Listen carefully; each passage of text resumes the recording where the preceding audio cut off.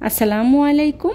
লিচু প্রিয় মানুষদের জন্য আজকে তৈরি করব লিচুর স্বাদ আর গ্রানে ভরা লিচুর জেলি পুডিং। মাত্র 2-3টা উপকরণে একদম কম সময়ে খুব সহজভাবে তৈরি করে নেওয়া যাবে এই মজাদার লিচুর জেলি পুডিং। এখান থেকে যদি 1 পিস ঠান্ডা ঠান্ডা লিচুর জেলি পুডিং খান তাহলে এই গরমে মন প্রাণ কলিজা একদম ঠান্ডা হয়ে যাবে। আজকের লিচুর এই জেলি পুডিং তৈরি করার জন্য প্রথমে আমি এখানে নিয়েছি 15 থেকে 20টা লিচু। আমি 15 থেকে 20টা লিচু নিয়েছি, আপনারা আপনাদের প্রয়োজন অনুযায়ী নিয়ে নেবেন। লিচুগুলোকে আমি উপরের খোসাটা ছাড়িয়ে নেব। আমি সবগুলো লিচুর খোসা ছাড়িয়ে নিয়েছি। এবার লিচুর ভিতরের যে বিচিটা থাকে সেটাকে আমি ফেলে দেব। একইভাবে আমি সবগুলো লিচুর বিচিটা ফেলে দিয়েছি। এবার লিচুগুলোকে আমি একটি ব্লেন্ডার জারে দিয়ে খুব ভালো করে ব্লেন্ড করে নেব। আর লিচুগুলোকে আমি কোনো রকম পানি ছাড়াই ব্লেন্ড করে নিয়েছি।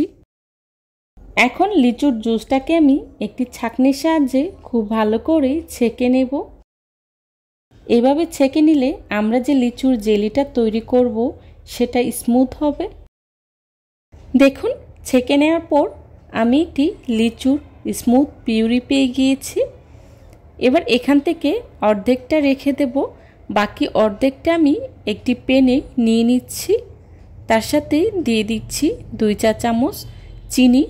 লিচুটা যেহেতু অনেকটাই মিষ্টি টাইপের হয় তাই চিনির পরিমাণটা বুঝে শুনে ব্যবহার করবেন। আর দিয়ে দিচ্ছি 1 চা চামচ আগার আগার পাউডার। এখন সবগুলো উপকরণ আমি একসাথে খুব ভালো করে মিশিয়ে নেব। আমি কিন্তু চুলাটা অফ করে আগার আগার পাউডারটি খুব ভালো করে মিশিয়ে নিয়েছি। এবার চুলাটা অন করে 2-3টা বলক আসলেই নামিয়ে নেব। খুব বেশি সময় ধরে জাল করতে হবে না, 2-3টা বলক আসলেই নামিয়ে নেব। এভাবে অনবরত নেড়ে চেড়ে জাল করে নিয়েছি। এখন যেই পাত্রে সেট করব সেই পাত্রেই ঢেলে নিচ্ছি। এভাবেই 10 মিনিটের মতো রেখে দিলে জমাট বেঁধে যাবে। ফিরে এলাম 10 মিনিট পর। দেখুন, জমাট বেঁধে গিয়েছে। এবার একটি ছুরির সাহায্যে ছোট ছোট টুকরো করে কেটে নিচ্ছি। দেখুন আমি কিভাবে কেটে নিচ্ছি, আপনারা আপনাদের পছন্দ অনুযায়ী কেটে নিতে পারেন।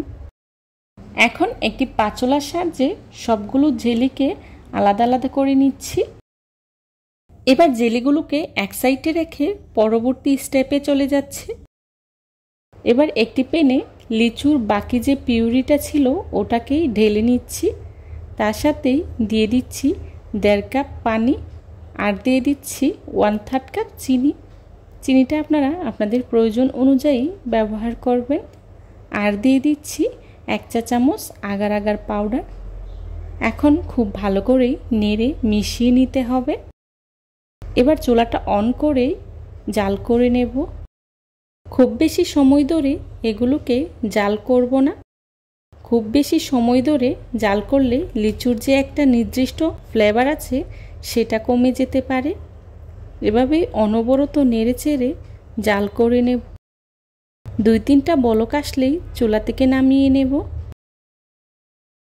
এভাবেই অনবরত নেড়ে চেড়ে জাল করে নিতে হবে, না হলে জমাট বেঁধে যেতে পারে। দেখুন, প্রায় 2-3টা বলক এসে গিয়েছে। এবার চুলা থেকে নামিয়ে নিচ্ছি। এখন যে পাত্রে পুডিংটা সেট করব ওই পাত্রে আমি দিয়ে দিচ্ছি অর্ধেকটা জেলি। তারপর দিয়ে দিচ্ছি তৈরি করে রাখা লিচুর পিউরিটা। উপর থেকেই দিয়ে দিচ্ছি বাকি জেলিগুলো। এখন নেড়ে খুব ভালো করে মিশিয়ে নেব। এভাবে কিছুক্ষণ রেখে দিলে জমাট বেঁধে যাবে। আপনারা চাইলে নর্মাল ফ্রিজে রেখে খুব ভালো করে ঠান্ডা করে নিতে পারেন। আর এই জেলিটা ঠান্ডা ঠান্ডা খেতেই ভালো লাগে। লিচুর জেলি পুডিংটাকে আমি 2 ঘন্টার মতো নর্মাল ফ্রিজে রেখে সেট করে নিয়েছি। এখন মোল্ড থেকে আনমোল্ড করে নিচ্ছি। লিচুর পুডিংটাকে আমি 2 ঘন্টার মতো নর্মাল ফ্রিজে রেখে খুব ভালো করেই সেট করে নিয়েছি। এবার মোল্ড থেকে আনমোল্ড করে নেব।